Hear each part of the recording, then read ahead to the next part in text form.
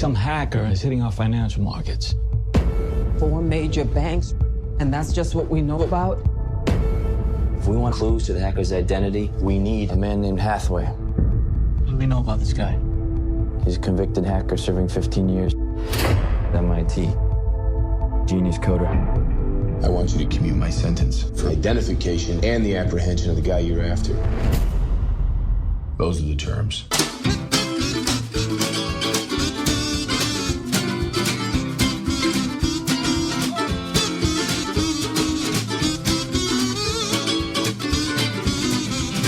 Welcome, everybody, to the Next Reels Film Board, a monthly gathering of the Next Reels gang of thugs to take on one current release. This month, we are taking on Michael Mann's cybercrime thriller and love letter to China, Blackhat. Before we dig in, I've got to introduce the thugs in residence. We have, he's more of a bagman than a keyboard jockey, Steve Sarmento. Hey, good evening, everybody. And a fine producer in his own right, only really into hacking for the Hot Pockets and Mountain Dew, Andy Nelson. You got that right. And the man who knows not much of hacking, but fancies the tilt of his own black hat, Tommy Handsome. Hi, friends. Thank you for having me. Gentlemen, thank you as ever for joining to talk about this Michael Mann entry into the hacker oeuvre. But before we get into this film, we have a couple of announcements and some follow-up. If you haven't picked up your Film Board Top 5 2014 commemorative shirt, head over to thenextreel.com and click on the t-shirt. Just click on it and then click pay. That's really all we care about. Designed by the wonderful artist and friend of the show, Joel Micah Harris. Shirt showcases a cell of each of our top-ranked films as we ended 2014 in a classic fixed reel. It's a great shirt. It's very soft. Support the show and pick one up for everyone that you know. That would be really swell. It's Christmas. Literally everyone. Oh. That would be good. Literally everyone you know, pick one up. Look at your Facebook list. And buy a shirt for them. Yes. Put on your list. I don't even care if you give it to them. You could just as long as you buy one for them. Support the show. Thorin, you gave a promise. Our last gathering was a first for this particular gang of thugs. We missed Andy. Oh. I know, on account of kidneys. And judging by the follow-up we received, a handy group found that we did, I'm going to say it maybe gently, a disservice to the third and final entry in Peter Jackson's Hobbit extravaganza. If you don't recall or haven't listened to that show, while the first and second Hobbits ended up kind of in the mid-ranking of our Flick Chart ranking, 11 and 12, I think, somewhere in there. The third one we put straight to the bottom. Tied a cinder block around its ankle and dropped it in the river.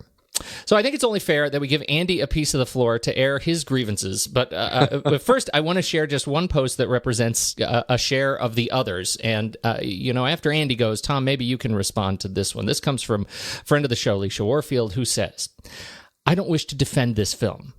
So she's off to a great start. Mm-hmm. As a Tolkien lover, I'll comment on the Film Board's dislike of Jackson's insistence on frequent God's eye view panoramas, regardless of Jackson's intent. To me, they are an homage to Tolkien's grand, sweeping, old-fashioned exposition, designed to dizzy us with its heights, oppress us with its depths, and impress each nuanced detail into our collective psyche, as it has done for nearly 80 years. That is Tolkien, and it's one piece Jackson got right.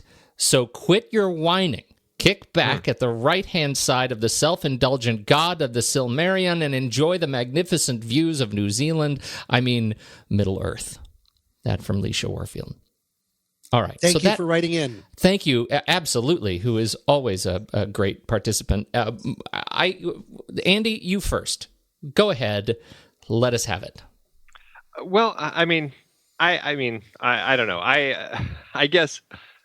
Based on what Leisha said, I do feel like I should defend the film a little bit. I enjoyed it quite a bit. It certainly should not have plummeted straight to the bottom. I think that there's many films on the bottom of the list that are far worse than this one.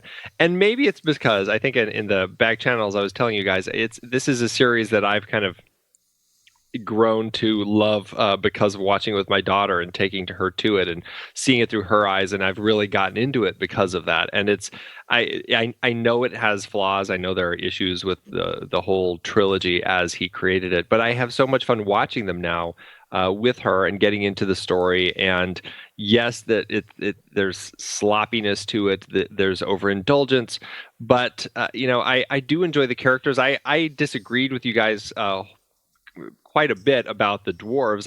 I felt that they actually did, considering it's a story with as many dwarves as there are. I mean, 13 dwarves plus a hobbit all going on this journey. I mean, it's a lot of characters to try to keep straight. It's not like your normal. I mean, Star Wars had 5 characters that they were dealing with, 6. It's a lot easier when it's a smaller number of characters, and this is 13 characters, and they're dwarves. They all look the same, so I thought they did a good job of trying to give them all independent personalities and looks. And I mean, even the ones who don't get to do a whole lot in the context of the trilogy, I felt there was enough to each of them that I was able to kind of identify which one was which. Maybe not by name, but certainly by, that's the guy with the hearing problem. Oh, that's the one who, that's the handsome one that Tommy always talks about.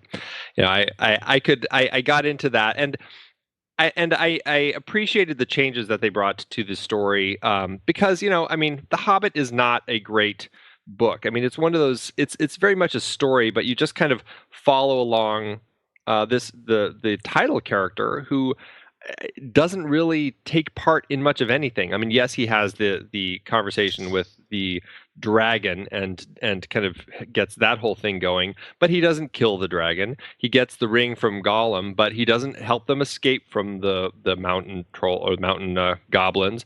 I mean, he just kind of goes along for the ride, and even in the last fight, he gets knocked unconscious, and then he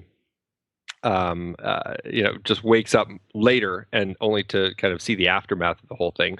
So it's a very flawed story, and I could see why Peter Jackson hemmed and hawed as long as he did about getting involved in it, because it's not an easy film to make well, and I think that he did a good job of giving it something that felt a little more than the simplicity that was the book, that actually felt like it was more of a part of this world. Because I think that if somebody came and just, whether it was him or any of the other people that had talked about directing it, and just made it as it was, it would have kind of had the flavor of the Lord of the Rings, but I don't think it would have had quite as much magic. And so, I mean, yes, there are problems, but I walked away really just enjoying it. I felt it definitely is a little more of a children's sort of version of Lord of the Rings, and I was able to look at it through those eyes and really get into it and enjoy it quite a bit. Fair enough. So there. I'm not changing my vote. What? Jeez, last place. Monuments Men. Yeah, I'd see that first. You guys are nuts. You were eating too much of that lembas bread or smoking that Hobbit stuff. I will gladly smoke down Little more Hobbit herb. Hobbit pipe than watch Monuments Men again. I absolutely get that, Andy. I really do, and I think on reflection, I think part of my challenge in seeing it, and this is the effect that these films have had on me every time I've seen them. They really are. As I walk out of them, they're not great, and I've seen every one of them in IMAX 48 frames per second. So I'm wondering now if this is, it takes me a little bit to get it, but I'm wondering now if that's the impact of this particular projection technique, that I just really think the films look terrible, and that, give me 8 months when it comes out and I can watch it at home. I may be able to change my tune a little bit. I think Leisha's comment is, addresses something that we talked about, which is, I think gets to Jackson's sort of visual arrogance in the film, and that's why I wanted to hear, since I think Tommy has written some interesting things in the back channels, I wonder if you would reflect a little bit on that particular perspective. First and foremost, thank you so much again for writing in. We appreciate that. And while I understand the idea, I agree with what you were saying, I guess, in heart, but not really in spirit versus in the letter. Mainly meaning that just because it's just always my belief in CGI-laden films like this, that just because you can show everything doesn't mean you should. I love actually the term that was, I think, just coined, visual arrogance. I think that's wonderful because it's too much. It's just too much. And for me, it's not, while it is sweeping, it is not dizzying and it is not impressive. The ninth or even the third huge sweeping God's eye shot of the huge battlefield is incredibly numbing to me. It takes me away from the scope. Ironically, it takes me away from the scope because there's nothing human about it. Seeing an advancing army that might be huge from someone's perspective on the ground where you can only see 1/4 of them is so much more intimidating than, okay, just because I can, I will show you this is what it would look like if you were an eagle. And sort of throwing around, it just becomes more and more numbing, more and more. I just start to lose any interest in what's going on. There was, I guess, and I don't mean to sort of have the last word. Steve, if you have, I've been thinking about you in particular to this question. Did anything and I would expand it to any of the Hobbit films, did anything in these three films rise to the spectacle of Helm's Deep for you? What is Helm's Deep? Helm's Deep. I'm sorry. I know it sounds like I'm making a joke. But Steve, would you share? Would you catch Tommy up with the class, please? I'm sorry. That's in the second Hobbit movie when they're in the fortress that's sort of built into the side of the mountain. Second Lord of the Rings, yeah. Right, and they've got the fortress, the horse riders that is built into the side of the mountain, and it's sort of their last stand. And that's where, one of the memorable moments is they've got that orc runner that's got the torch running down towards to light off the mine or whatever, the big gunpowder bomb. Yeah, the big hole in the wall. So yeah, and that's where where Gandalf comes over the hill at the end. There is something. Yeah, I don't know. There's something about the scale of things where it just gets to like Helm's Deep felt real and manageable, whereas when it's like the Battle of the 5,000 Armies, it just becomes so big that it's like incomprehensible because it's just so big. It seems unrealistic that we now have so many thousands on this field, and I think that's sort of what Tommy's getting at. Is it's just we lose touch with that groundedness. Yes, I lose. I need to focus, and I need where are the people that I care about on the ground and why. Right. Versus just the ability to throw hundreds of fake things at each other. Right. I think back to like Braveheart of, guys running across a field and you're in the trench. You're not in the trenches, but you're on the field with them and the camera's in there with it. And when you're so elevated above it, you lose that connection and investment with being in the crowd. If you think about if Spielberg had shot Storming the Beaches of Normandy with a camera, like we're going to just survey this, massive, battle, from way up there, you're going to lose that. And I think that's what has happened is to get to that scope of like, there's so many, we're remote visually, and it causes an emotional detachment in those scenes. Well, I think that certainly sums it up for me. I know we didn't please all the people all the time, but I still think this film has had some problems with it, and I feel pretty good about where it ended up. But Andy, thank you so much for feeling like you are in a safe environment and you can share your pain. And re-rank Flickchart when you're not looking. Oh, by the way, I changed the password right now. Okay, so before we actually dive into the meat of tonight's film, I want to do a little retrospective on hacker films with you. Oh, yeah? That's fun. Well, this is what I'm thinking. These films generally get something wrong, right? They either fail on the computers, and all the nerds rise up and say that these are stupid, or they fail in making computers interesting, right, for the rest of us. Right. Or I guess the third, that they could just fail on all fronts, and that is fun. And on seeing Blackhat, I found myself thinking about these hacking films over the years and kind of reminiscing on the challenges, these particular challenges. And I would love to go around the horn here and hear your thoughts on hacker film history. What for you sets the high bar in the field in hacker films? The Net, Sandra Bullock, drop the mic. Sorry, I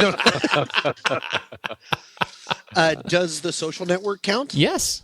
Oh, then if The Social Network counts, that was a way where I'm going to call that I'm going to call it a hacker film only because of what it deals with the same issues. Don't you agree on taking something that's nerdy and computery and making it interesting?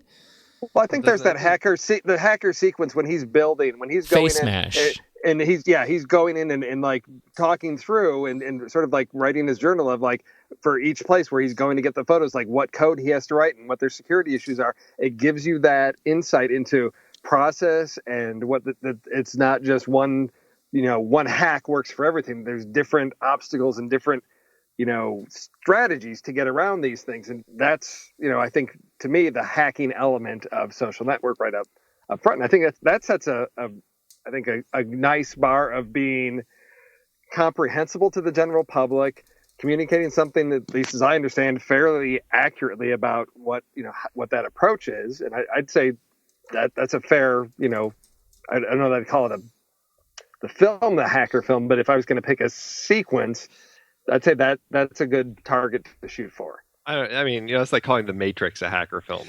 Can we just call it computery? Yeah, we could. Pete, let's Pete, redefine the terms. Well, because Pete, are you mainly talking about the idea of doing computer stuff on film, something that is naturally not cinematic? Yeah, I would. I think we can broaden the question there. That feels fair to me, because then I think that there are other films to me that include some sort of hackery, like Sneakers, which I deeply enjoyed, and I thought that was a fantastic film.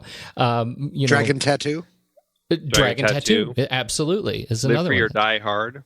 War Games. War Games was I think the high bar for me. That was the one I kind of was back pocketing just because of the emotional connection with the film, but I haven't seen it in probably 15 years, so I don't know how well it holds up. That would you like to play a game can only go so far. Right.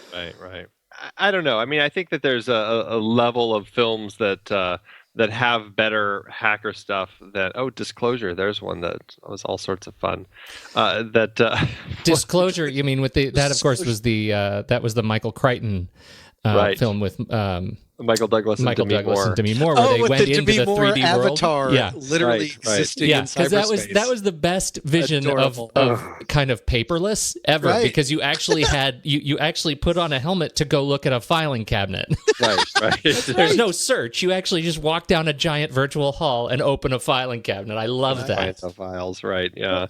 I don't know. I mean, I think that in the term of an actual hacker film, I can't think of many that I would say are very good. But in terms of films where Gleaming the Cube, where films where they actually do make computer work look interesting. I mean, I do think that some of these are good examples. Social Network, The Girl with the Dragon Tattoo. Yes, War Games, I think, is probably I like you, Pete. It's been a while, but my recollection of it is it was quite a fun hacker story. And then then they took everything they learned about how to make a wonderfully engaging and human hacker film with War Games and made Hackers, with Angelina Jolie, which was just awful. Oh, I was thinking of Hackers when I said Gleaming the Cube. Yeah, is that's Gleaming better. the Cube a skateboard movie? Well, Hackers also has skateboards. Oh, sorry. That's. I was wondering why that immediately, as soon as I said it, I felt I had done everything a great disservice. Not Gleaming the Cube. Hackers is what I was talking about. Yes, Hackers, which was awful. That was the Johnny Lee Miller tentpole from 1995. Oh yeah. Yeah. So that leads us, I think, to this film, Michael Mann's Blackhat. Directed by Michael Mann, written by Morgan Davis Foehl. It looks like Foehl's very first feature, and he has been working as an editor for some time. So this is an interesting leap for him. And stars Thor, Chris Hemsworth, Viola Davis, Wei Tang, Andy On, lots of wonderful.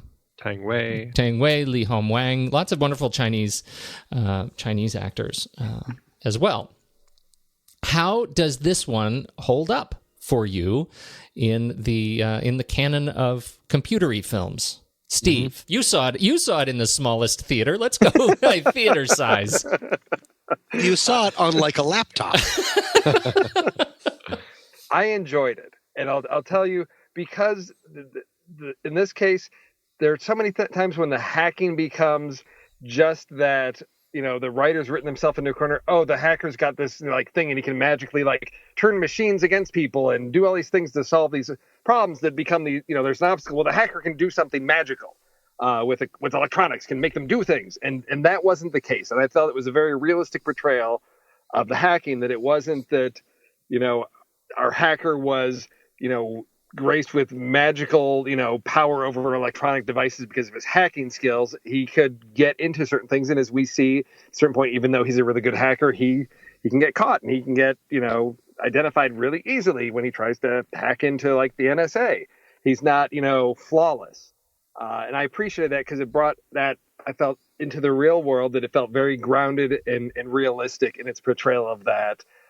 Here's an intelligent guy who's got some good skills, but nothing supernatural. It certainly applied the Michael Mann grit to this area of film. Andy, the Michael Mann study of this world, I thought he did. Yeah, immediately when you said that, Steve, the thing that popped into my head was Eagle Eye. I don't know if any of you saw There's that. another one. Yeah, yes, that's right. But that's a shining example of a hacker being able to do all sorts of mysterious things, like make cars go crazy and make cranes swing this way and that. I mean, it just was the most absurd film imaginable. This film definitely was a lot more just Michael Mann, just very straight line as far as this is kind of what the world of hacking is like. I was a little nervous watching the trailer when you'd fly into the computer. You'd go through the screen and then you're into the wires and the circuitry. I was like, oh, one of these movies again. But then I was actually kind of impressed when it just kept getting smaller and smaller, and next thing we were down like on an electron level, looking at just the little tiny things switching. And then all you'd see is a little light turn on. I was like, that was actually really interesting. I liked that quite a bit. There were a lot of elements that he brought to the story that did feel very Michael Mann, like we talked about Thief on the show, Pete. It felt kind of like that, where it was an actual study in this world of hacking. I really enjoyed all of that. I actually thought it was interesting kind of tying the U.S. and China together in the story and having them working together in tandem as they globetrotted trying to track down this hacker. But I had just a lot of problems with the story, the characters, and I mean, we'll get into that, but that's where I felt the failings of the film ended up happening for me. And I did have a little bit of a hard time with Chris Hemsworth. Tommy? I hated it. That's not something that I try to throw around too often, but I was really surprised how negative I felt during the entire experience. I thought it was long. I thought it was boring. I thought everyone was just having like a dour off. I also had problems with Mr. Hemsworth. Wait a minute. I have to let that off? Settle in. Sorry. I feel like that one, we're going to chalk that up as second only to visual arrogance is tonight's glossary of awesome terms. A dour off. Yeah. I mean, it was just, I didn't really like how it looked. I didn't like how it sounded. I didn't believe in the big bad guy's plan or how he executed it. They shoved in a romance that was crazily chemistry free. So I go back and forth between Steve and Andy in that, Steve, I like the idea that they weren't superhuman, and I like the nod that the opening quote unquote heist definitely referenced Stuxnet, which made it very Stuxnet, whatever that's called, in 2010. That's super timely, but the movie was just such a drag. I hated it. I'm with Tommy on this one. There were some things that I think the film got right. I love the sober and cold. Andy, I like the way you say the study of cybercrime that Mann does in this film. I thought he got a lot of that right, and in particular the social engineering aspect of it, I think, is just right on. When they launched that attack by having her spill coffee on her report, I thought it was just perfect, a way to trick the guard to get him to stick the USB into his computer to launch the attack. That I thought was really, really good. Agreed. And I think that that sort of cold and sober approach to the technical area of this film really is where the wonder ends for me. That I nearly walked out. Like had this not been for the show, I would have given up a minute into the film when they went into the computer. I hated that visual so much. Like I found like the hair stood up on my neck. I was like, this is a trope that is so played for me going into a computer. Like you'll never do it like the greats did it. Like it's just we're done with trying to beat the Matrix. Like I can't stand it. And I found myself really reviled by the visual on screen. Everything else I thought was pretty good in terms of the visuals, but then the script, I had some huge problems with the script structurally. Major plot elements, I felt like they just put them on a 20-sided die, like scene by number, and then just like taped them together at the end on the roll of the die. Like it just seemed, the whole movie seems out of order to me. The climax happens in the first 15 minutes. So, and the relationships, I totally agree, were so sterile and like you say, chemistry free. I had a real problem with it. When I say, I mean, I didn't get into too much, but I didn't like it that much. To be clear, we came in swinging. Yeah, I know we really did. You nicely mitigated your opinion. I was trying to. I felt that there were just so many problems with the overall story. I was just trying to, paint a nice picture of some of the things that did work in the film. You brought a tableau. Pete and I brought a sledgehammer in the first 10 minutes of a podcast. I mean, I've been trying for 24 hours since I saw this movie. I've been waiting to unleash my rage against it. I was so bored. I will say, though, Pete, I totally understand your frustration with that zoom in through the screen thing, because like I said, it irks me that they just keep going to that. And I do feel that it's the method that they went with, where it just was like zooming through the screen and down the wires and all that. It's like, that's the stuff that I didn't need to see again. I really did enjoy, though, like looking at it all like at the electron level. And I feel like maybe if they had just cut straight into that, where you just see that little stuff, maybe it would have felt cleaner, felt less played. I don't know. But Andy, and I just want to respond to that point, because I found myself when they finished, and blessedly, they don't do it too much, right? It really is just in the beginning. But I think if we've learned anything from films like Dragon Tattoo and The Social Network, films that really get it right, even War Games, to my memory, films that really get it right, realize that hacking, like any other endeavor in this field, is a human endeavor, right? We don't need that. Like at the end, we didn't need that at all, because this is all about people putting code into by USB keys, by handoffs, by covert operations to make these things, to execute these things. And I think focusing on the human element, you can get rid of all this visual trickery, and that would have made the opening in this film so much stronger.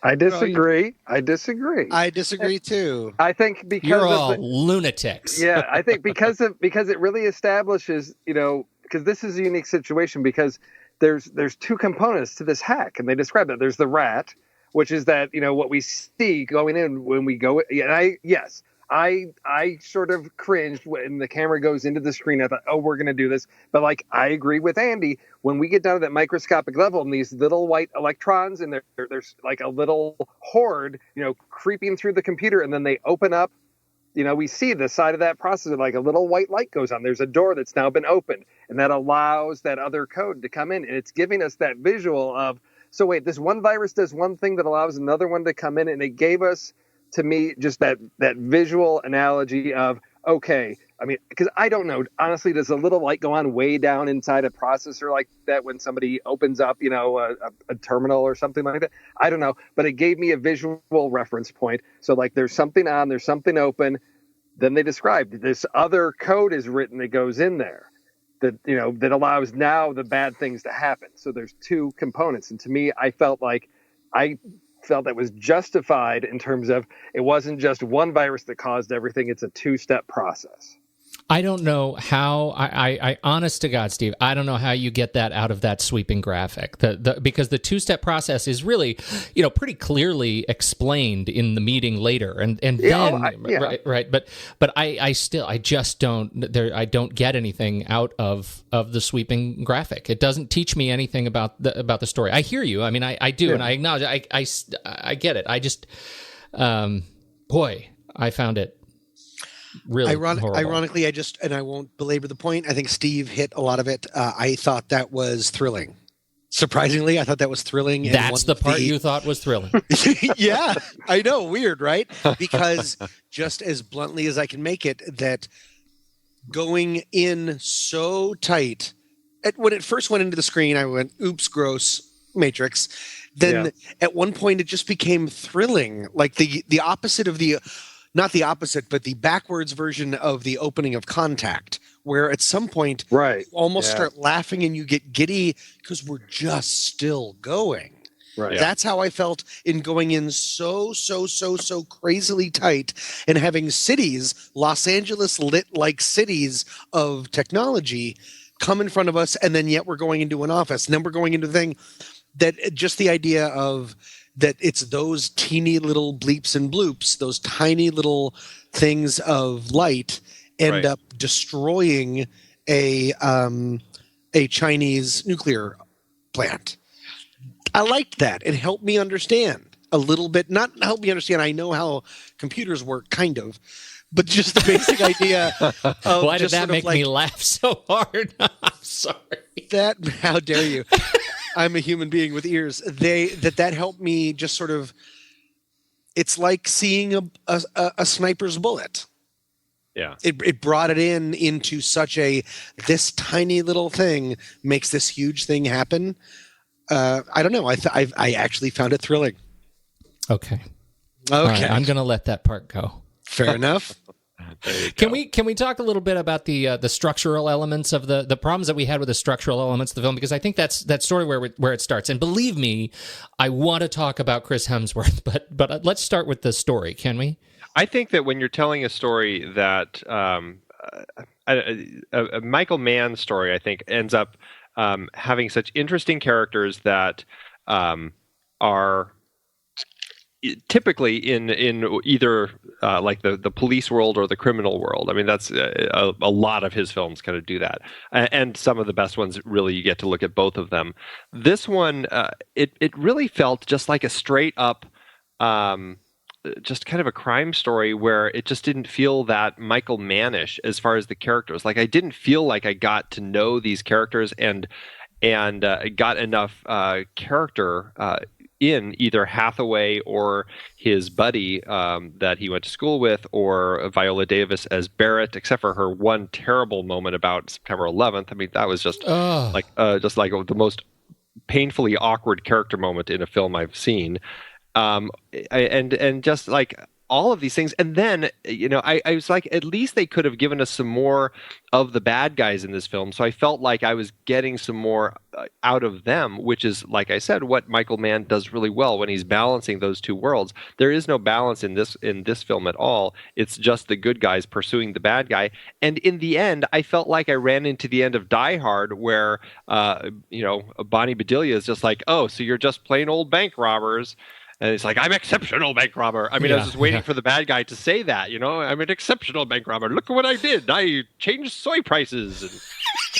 It just turned out to be about money. Right.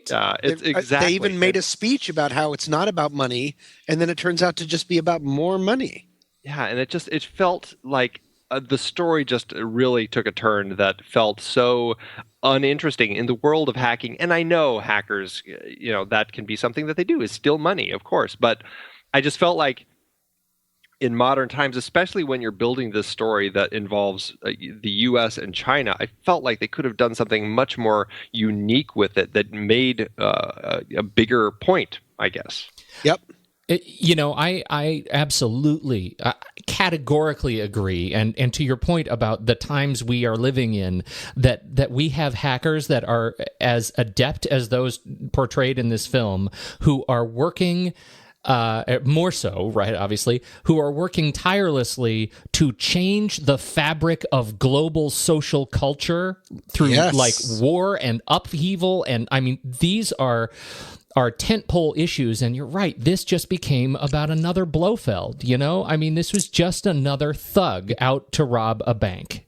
Just another bigger bank. And this is what I mean by the structural elements felt out of order to me.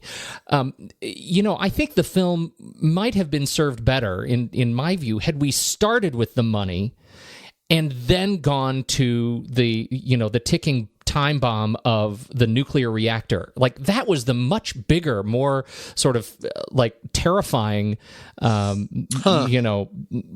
moment for me, was that these guys, this is going to screw up the world. This is going to screw up the world. This is going to poison a country, right? That's what we're talking about. It's going to poison a country by what we're doing. They never really, let's go ahead and play out what it's like when you flood the Jakarta Basin. Like, that's a threat. I didn't get any threat in the way they played that out at all in this film. Like, it never became the ticking time bomb that I felt like it needed to be to draw me in. And as a result, it was just another plod through 2 hours and 13 minutes of just nothing. Am I alone there? Did that feel out of order? Yeah, I agree. That's I never thought about the idea of switching that order, but no, I was a little bit thrilled in the beginning, and then not so much for the rest of it. So that makes a lot more sense. Also, I like that we've started saying things like Blofeld and stuff, because it really did feel like Michael Mann directing some weird, not used James Bond script. And part of that is because, and stop me or erase this from the podcast if I'm getting off topic, but I never also believed the big bad guy's plan, which I think has to do with some of your structural thing that you're talking about, in the way of he got away with $74 million in a heartbeat. Yeah. And then also other characters say, what would you do if you could do it? Well, I'd take a little bit of money for a really long time from multi accounts, and I'd never be caught. Instead, obviously we're spoiling, right? Yeah. And I won't even spoil it because I don't even quite understand it. The tin heist, the idea to flood an entire valley and all the people involved just to raise up tin prices. We've seen them completely change for $74 million in a heartbeat soy futures. Yeah. It's like they gave the hackers too much power and then said, they can't do everything. Yeah. Right. Because what's the point of that whole tin future thing? They can clearly, if you can make $74 million in a heartbeat, you can make a lot more money than doing this weird whole setup for this plan, sitting on it for possibly a week. I mean, they're traveling all around the world while you're being tracked. It doesn't make any sense. It just didn't make any sense to me. I don't understand why that was the plan and why that made any sense. Well, and to me, Tommy, that was sort of a light, like a lantern hung on a potential, positive trait of this big bad guy, that maybe we would have a chance to see him surprise us. Yes. That they were setting us up with some sort of a $74 million MacGuffin. And then he turned out to be Hans Gruber. And he turned out to be Hans Gruber. It was, how annoying. Yeah. How annoying after 2 hours. It was a broken promise. I couldn't believe it. Steve, what do you have? So in terms of the first part of the film, in terms of structure, and I had read an article, I'm going to sidetrack a little bit and going to steal some time. Interestingly enough, the nuclear reactor piece actually originally came after the whole big shootout in the sewer tunnel, where they're chasing the guys with the guns and that whole big shootout. Yeah. Originally, the nuclear reactor explosion came after that. In editing, they moved it to the front. And I think there were some issues when they had to rearrange the sequence. There were some scenes that felt a little odd, but I like that. And because this is a hacker film, and because we still don't know who did like the Sony hack, we still don't know who did, a lot of these things. To me, I don't really need to know who the big bad is, because to me, the thrill of the story is this is what the hacking is all about, is going through this process of trying to track this guy down to find it. And we don't know who it is. It's such a big mystery that we need to, figure these things out. And that's, to me, the strength of the story is the whole mystery. It's like a detective story, with the hackers. And to me, I got disappointed when we saw the big bad at the end. And to me, actually, I don't want that part of the story. I wanted more of the mystery. That's sort of what I wanted to get to in terms of the structure. Is It reminded me. I felt a lot like I can't remember if it's which Michael Mann film it was. Maybe The Insider, where there's just like a lot of intrigue and suspense and a lot of things in shadow, and we're piecing things together. The scene with Viola Davis confronting the finance guy about, we want these records. He's like, I'm not going to hand these records off. And she basically says, oh, well, I'm just going to make this phone call. It's all the strategizing of how do we get information from people? What strings do we have to pull? What do we have to say to get these things done? That's what I really enjoyed about this film. And in the third act, when it just became the typical, oh, here's our hero facing off the big bad guy at the end, I got disappointed. I wanted more of sort of the whole, scheming and strategizing part that I had in the first 2 acts. I totally see that, and I kind of feel like, and this is to, when you work on a film with the mystery like this, you need the big set pieces to escalate, right? Like, imagine escalating in reverse on this film. That there's something that takes place at a parade in Jakarta, then it moves to sewer tunnels, then it moves to go through the major set pieces. If you go backwards, they actually grow in intensity, all the way to the.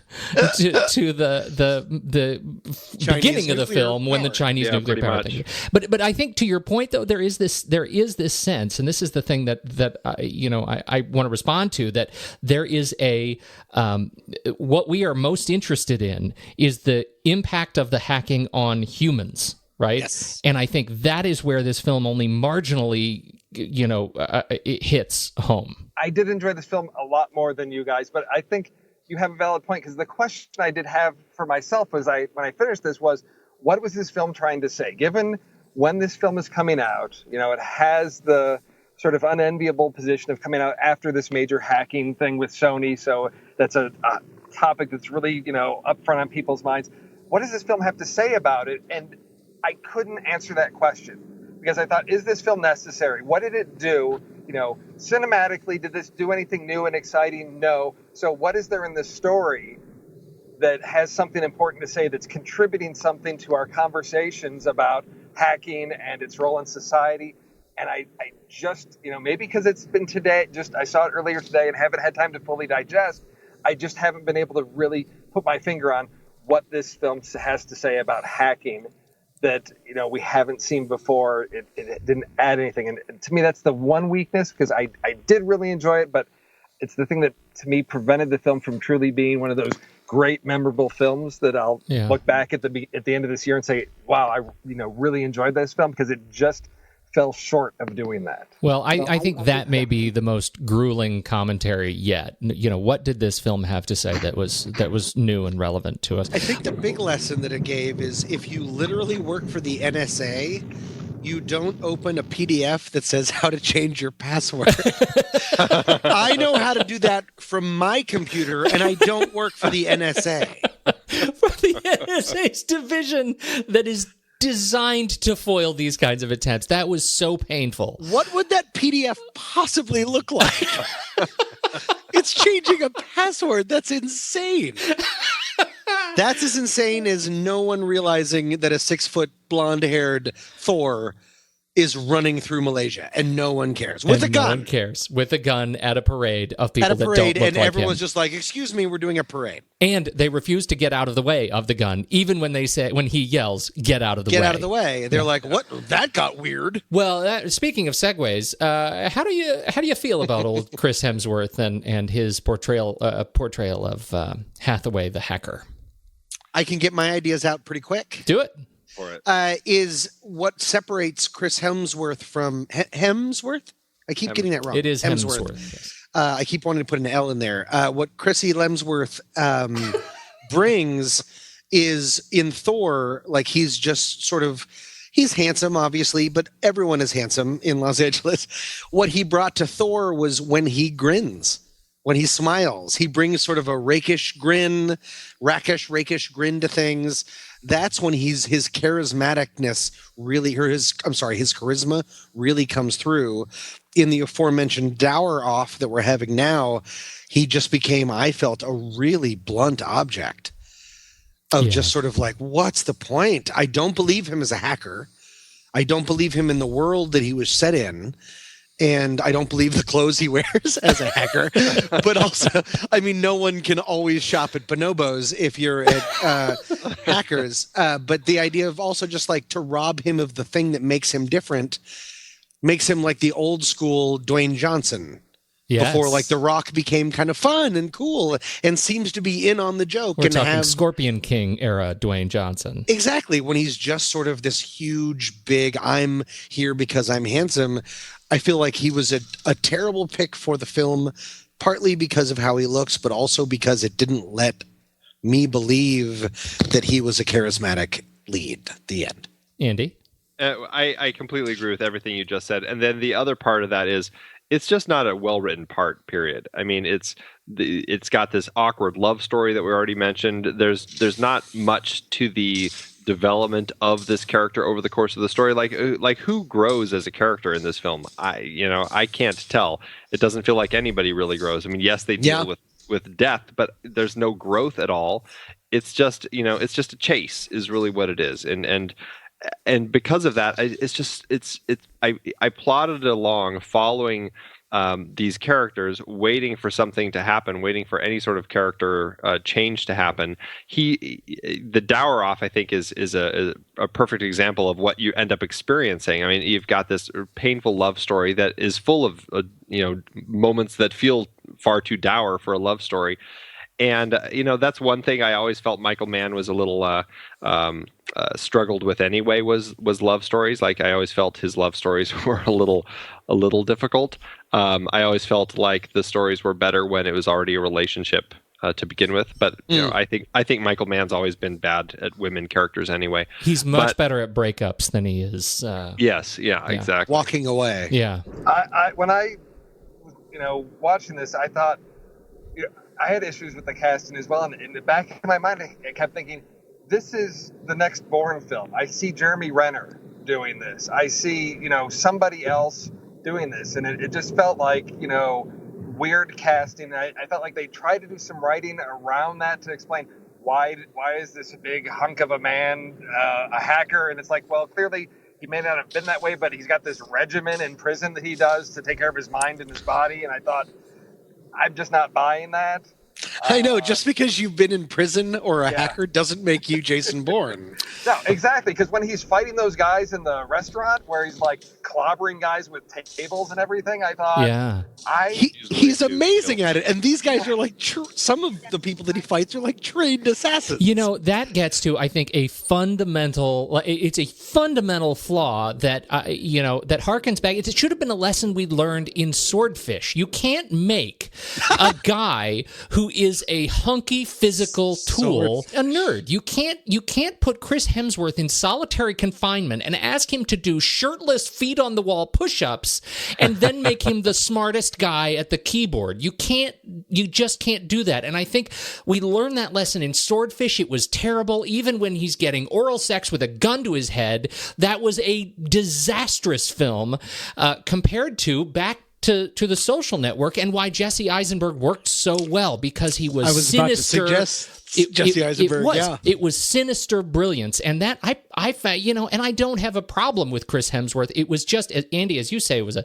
terribly written part, and just really, it was a money grab. Like it was clickbait casting, right? It was ticket bait casting, and that's just really sad, because this is a film that probably needs to be made. Frankly, we need to have films like this. We need to have films like this that address the complexities of technology and the problem of living in technology and living in fear, and what does that mean to us as a people? And this film, I think, violates it with some really stupid decisions.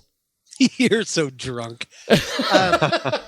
No, I think that all makes a lot of sense. And unfortunately, kind of like no discredit to Chris Hemsworth. I bet he was I bet he saw the name Michael Mann and jumped on. This film is really well cast with really bad performances and not great writing, and Michael Mann didn't seem to show up for a lot of it. A version of Michael Mann showed up. I mean, I understand why this film got made. It has all the names to be made. Now I understand why it was released in January. Yeah. That's a shame, isn't it? I feel like we've belabored a little bit of the structural point, but do you want to talk a bit about the script, gentlemen whose livelihoods depend on scripts? I feel like we did say most, or at least I said most of the stuff I wanted to say about the script, but it felt disorganized. It felt poorly written. The characters were desperately underwritten. I mentioned earlier the awfully painful moment that we have with Viola Davis as the FBI agent when they try bringing some backstory into the film for her. It was just a terribly painful moment. And they don't give you enough with any of the characters, and there's no development of any kind in the story.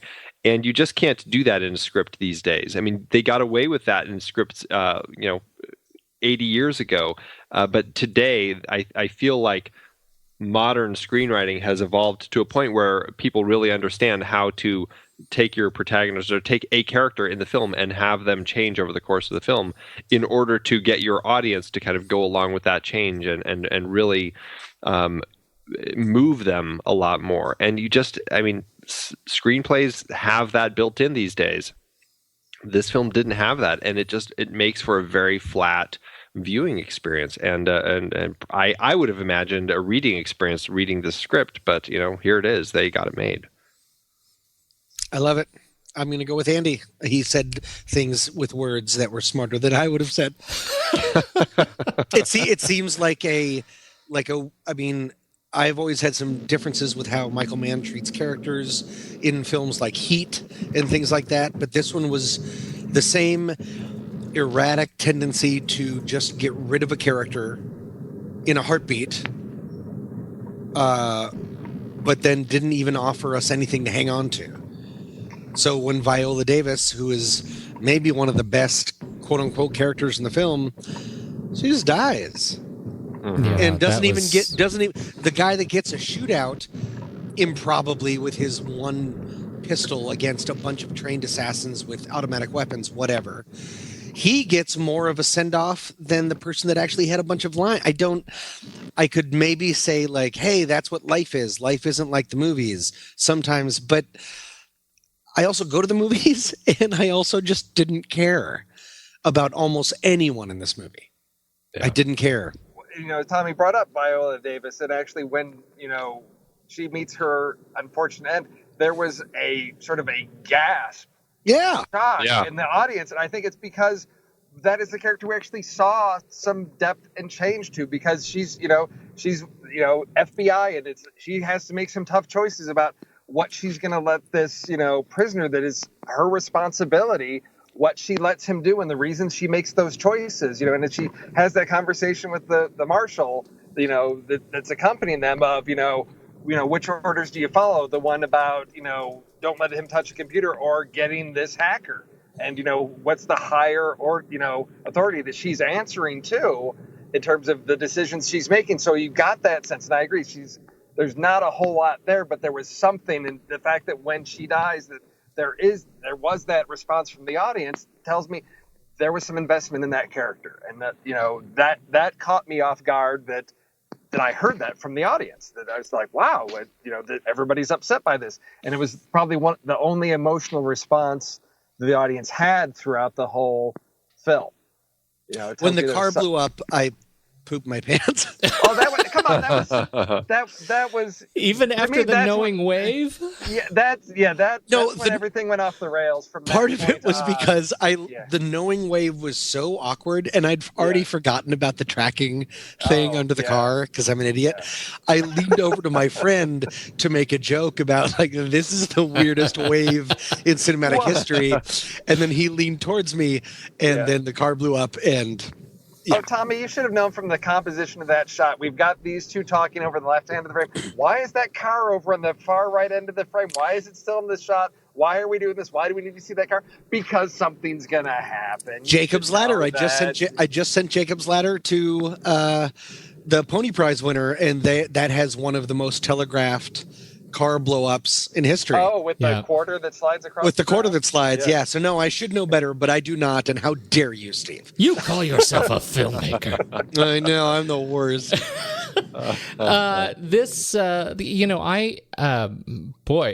Before we get into money, do we have any other thoughts on casting?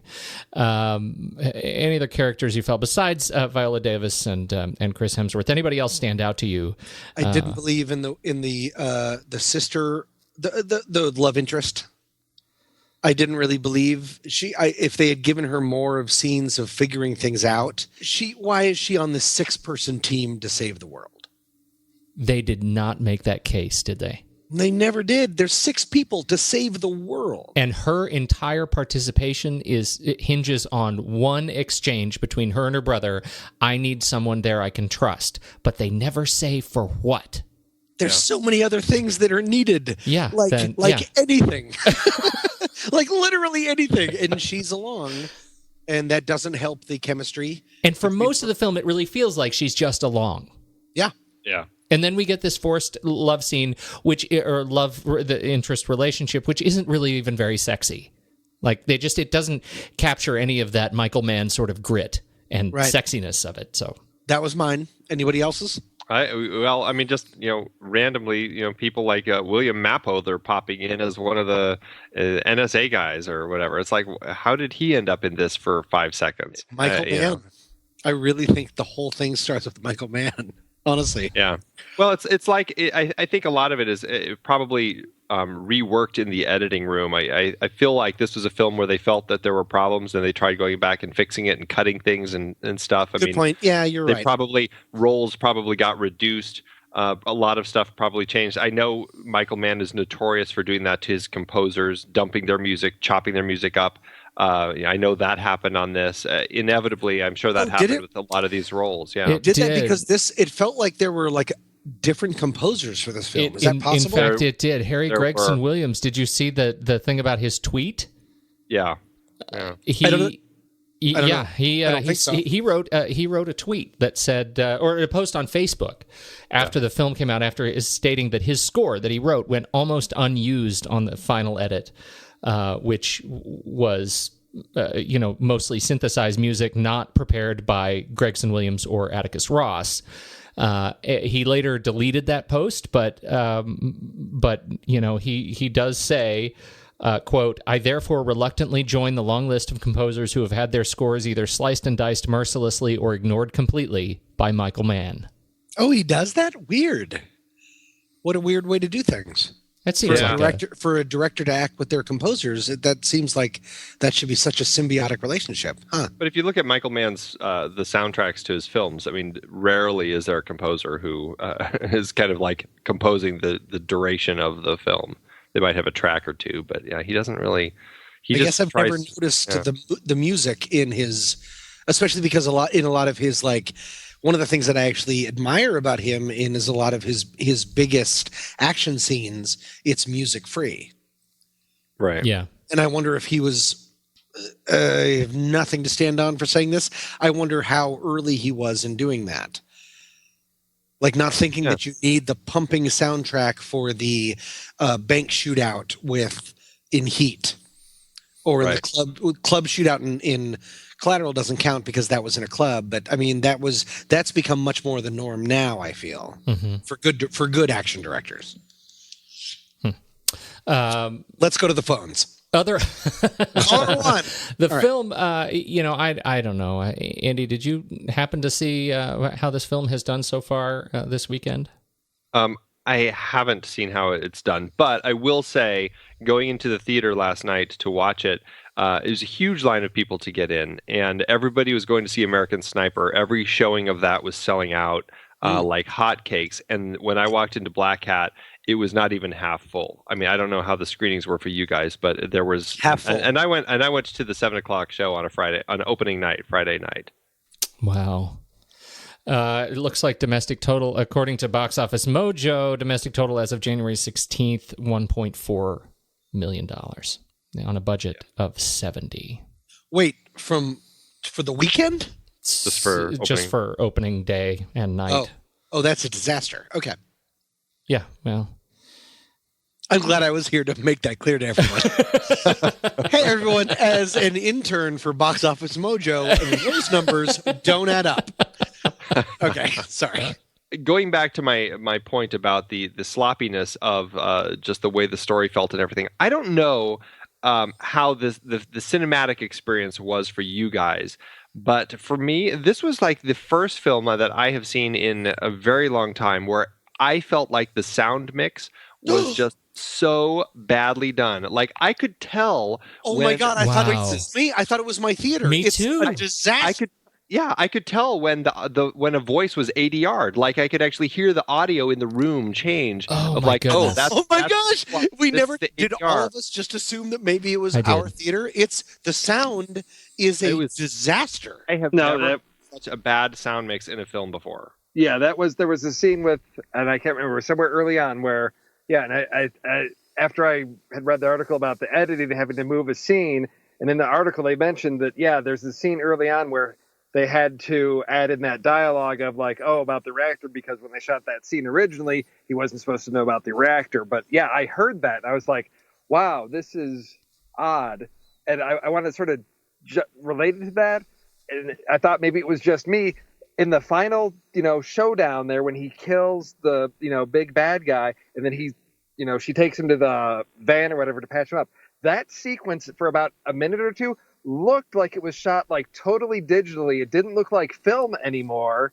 And then it reverted back to film. And I thought, is something going on with my eyes? What's going on? But there was something about it that looked like it was that high frame rate. Like it wasn't motion blur. Something looked too crisp and clear for, I want to say, about 2 minutes. Which sequence are you talking about, Steve? I'm talking about the very end after he just, stabs the guy with the sharpened up screwdriver and everything after he, fights, the big hacker at the end in the parade. That's really funny. To me, that was the chase through the sewers. To me, that felt like it was shot on like iPhone 4s. Oh yeah, that's for me. It was the fight in the cafe. It's like that one looked so soft and just sloppy.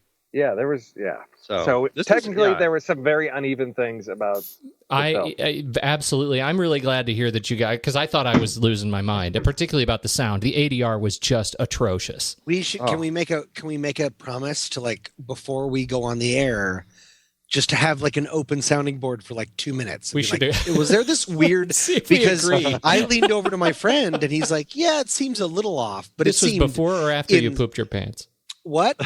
It seemed insanely bad. I just assumed it was a problem with the theater because Michael Mann and Sony and Real Movie. Like it sounded. It sounded $70 million budget, right? It sounded horrible. So much of it sounded horrible. Oh, I'm so glad you brought that up, Andy. Yeah, Andy, what else do you have? The last thing I wanted to know. I find this really weird. This is the third film named Blackhat. The first one was released in 2011, and then there are two films, this being one, being released in 2015 called Blackhat, and then a third one that being released this year called Black Hats.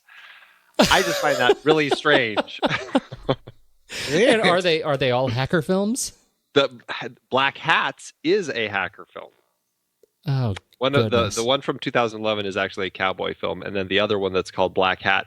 Here's the synopsis: desperate to get to an anime convention halfway across the country, a quirky teen artist borrows her sister's car, kidnaps her wily black sheep grandfather, and together they embark on the road trip of a lifetime. Wow, I hear air quotes all over that synopsis. But that being said, I think I would rather have watched that one. Well, it'll be interesting to see how Black Hats fares. To your credit, Andy, here's the synopsis for that one. A reformed, hot-tempered bounty hunter finds his new harmonious life as a fugitive recovery agent threatened. He must track down a group of cyber terrorists before they are assassinated by a rival bounty hunter, while also trying to prevent a massive viral attack which could collapse America's economic foundation. It's all about the money. That sounds like every film ever. Yes. Made by Joe Carnahan. Are we ready to rank it? I think we are. Let's do this thing. I can't wait to see how this plays out. Oh, I'm It's going a to be in the nail-biter. minority. Yeah. Okay. Beeps and boops and ones and zeros. It's Blackhat flick shot time. All right. I got more of a song than I expected from you, Tommy. It really, I just made it up just now. You're a magician with this stuff. I'm amazing. Okay. I love it. All right. Here we go, everybody. Blackhat or Cloud Atlas? Cloud Atlas. Cloud Atlas. Cloud Atlas. Yeah. Blackhat or the Wolverine? I'll happily rewatch the Wolverine. The Wolverine. The Wolverine. I can remember 2 sequences in one of those movies. He said yeah. Bitchily. That was weird. I don't know why I'm becoming Perez Hilton. Okay, go ahead. Meow. I haven't heard Steve weigh in on this one yet. Did you say? No, because it's funny because as I was watching this, I was thinking of the Wolverine. I'm like, oh, we've got another one with our like American hero in Japan and this useless love story that just serves no purpose, and then fighting a big bad at the end. It's really disappointing, but there was so much promise and mystery. Bullet train. Yeah, okay. Wolverine. Bullet train and arrows with But ropes. with the Venom lady with the and again. Poor dubbing and audio plagued that film as well. Not this bad. Oh, right. Yeah, Wolverine. At least there was some fun stuff going on in it. Yeah, I had fun with Blackhat in the beginning. But I go Wolverine. That's fine. All right. Blackhat or Oz the Great and Powerful? Oh, I did boy, not this like was a Oz the race Great to and the Powerful, bottom. But I will watch Oz the Great and Powerful over Blackhat. So Correct. Oh, that's right. That's always a good way to think about this. I would if I had to rewatch, I would watch Oz the Great and Powerful. I would as well. Steve? That's tough because, I haven't had the opportunity to watch Oz again. And, it's one. Oh, no, you don't want to. No, I know. But between the two, this one's fresher in my mind. And like I said, I did not hate this film. I enjoyed it. And yes, it's not perfect, but I would enjoy watching this one again. And I'm going to go Blackhat. Fair enough. That's totally fair. Right. That's a vote to throw in the fire. Yeah. That's how democracy works. Exactly. Your nonsense vote is duly noted. I'm being very rude. I apologize. Oh, that's great. All right. Well, this is for all of you guys. Blackhat or The Hobbit, The Battle of the Five Armies? What? Which you dumped in last place. I would totally watch The Hobbit over Blackhat. I would also watch The Hobbit over Blackhat. Really? Yeah. I would watch The Hobbit, and I'm me. Oh, yeah, my you God. are you. That's big. Yeah, I would watch The Hobbit. This Blackhat did not make me angry. The Hobbit made me angry. I will vote my useless Blackhat vote.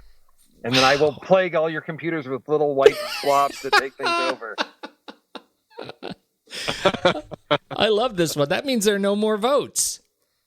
Right. That's true. We've reached the end. That's it. That's so it's the bottom. Blackhat at number 30. Oh goodness, Blackhat at number 30. That's a to the bottom with a bullet. But well, I feel like we've done our duty tonight. Thank you. I will say I feel a little bit cleaner that The Hobbit is no longer at the bottom of the list. I had a feeling you were feeling sated by that vote. Yes. Well, I don't know what's going on. Skype is betraying us right now. Andy, you're starting to sound like junk. Steve's still in a car. Actually, you sound better now, Steve. Thank you for coming to us to join the show live from a moving car tonight. Well, when the hackers You're on the run from the police, right? Yeah, exactly. Is that what you were about to say? Did I just step on your joke? Yeah, I'm that's sorry. okay. I was like, the hackers were coming after me. I'm trying to, evade the police and making a run for the border. And, Yep. I owe you guys that. My last words is, we shoot it out. They should be documented on a film board. I'm all strapped up with magazines around my belly to protect me. Tommy I am just Handsome downloading PDF after PDF. changing passwords everywhere he can. Tommy Handsome, thank you, sir. Thank you for having me, guys. It's always a pleasure. And Andy Nelson, as always, Glad to be back. Good to hear your voice, man. Thank you, everybody, for downloading and listening. You can subscribe to the show for free in iTunes. Make sure you don't miss a single episode. We're in the middle of our classic Alec Guinness series on the main show, so make sure you don't miss that. We've already done Kind Hearts and Coronets. And what's the one we just did this week? Already forgot. Lavender Hill Mob. Oh, I love that movie. Lavender Hill Mob is fantastic, and we're on our way to The Man in the White Suit next week, so make sure you jump in on this and see those movies. They're really, really good. See those before you see Blackhat. Absolutely. And also see every other movie. If you're interested in Blackhat, you're surely interested in Alec Guinness. Thanks for tuning in. Don't forget to buy a shirt and to call your mothers. Thanks, everybody. Until next week, this has been The Next Reel. Beep, boop, beep, boop, beep.